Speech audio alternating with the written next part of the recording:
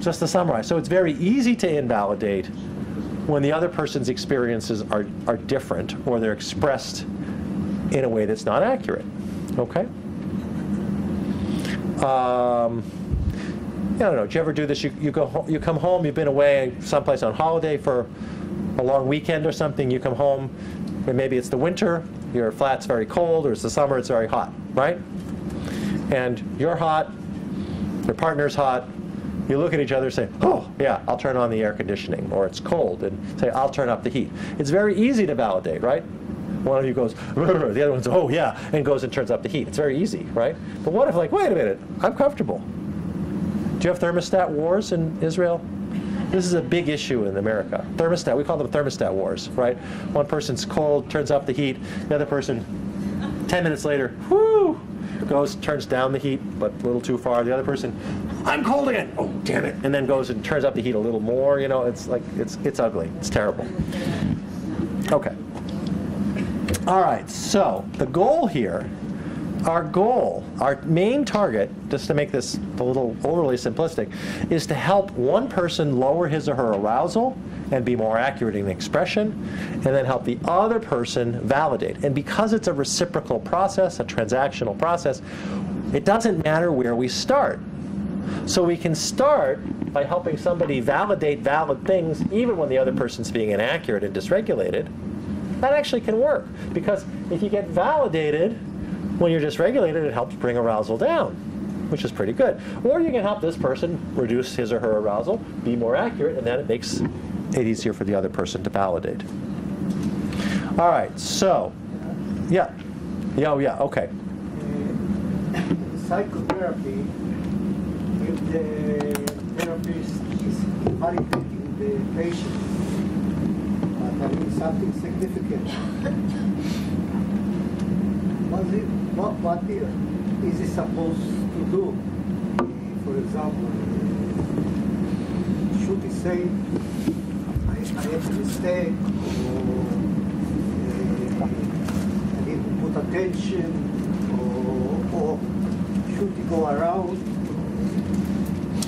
So I'm not sure I'm understanding your question fully, but like the question is, how much should the therapist validate? No, if the therapist invalidates. Invalidate the patient, and it was a significant invalidation. Well, then the therapist has to repair, right? But should he say to the patient that he made a mistake? Of course. In DBT, we would all, if I misunderstand you and I invalidate you, I mean, right, in DBT, I would, as soon as you explain to me, you don't understand it, I would say, whoa, what did I misunderstand? And then I would say, oh my gosh, no, you're absolutely right, I didn't understand, so tell me more about that. We would acknowledge the invalidation, and then, of course, the repair would be not so much apologizing, although that's okay. The repair is then getting it right. So that would be very important. The other, in DBT, for those of you who are interested in this, the other thing that's very important in DBT is we would say it's also important not to blame the patient for our misunderstanding. Okay? It's to simply say there's a transaction. I didn't do my part of that transaction. Okay? I did not understand. Not you didn't explain it clearly. Do you see the difference? Because it is also true that I didn't understand. The fact is I might not understand because you didn't say anything about it, but I still failed to understand, and that's still true.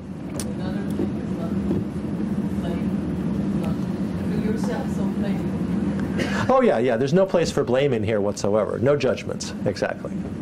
Okay, so last slide, and then I think we'll take a short break. Okay, so just as an example of what this looks like, or two examples. These are, the yellow are parents of teenagers who are in clinic for various problems that have to do with emotion dysregulation.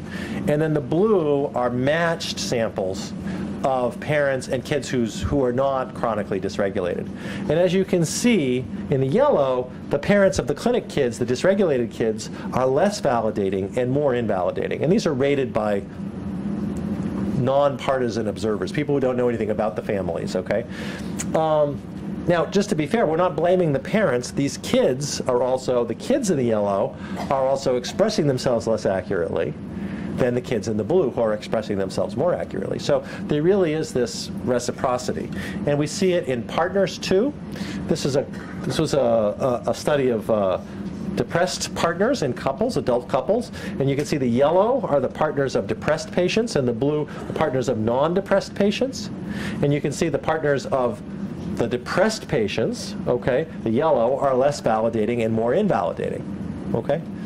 But before you get too judgmental of the partners of depressed people, look what depressed people are doing. Depressed people are less validating and more invalidating, right? They're doing the same thing, interestingly enough. Okay, so we're going to take a little break and come back, and I call this the relationship two-step. It's just a little dance, okay, we teach. And it's how to get to accurate expression and validation. That's the whole package of intervention. In one way or another, we've got quite a few different intervention strategies for getting here. Okay, so what, 15, 20 minutes, something like that? What's the goal? 15 minutes, and then we'll pick up here.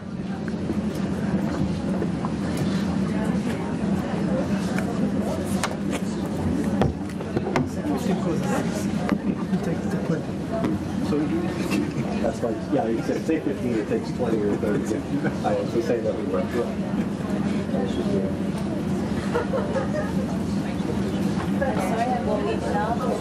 Not bothering me at all. No problem.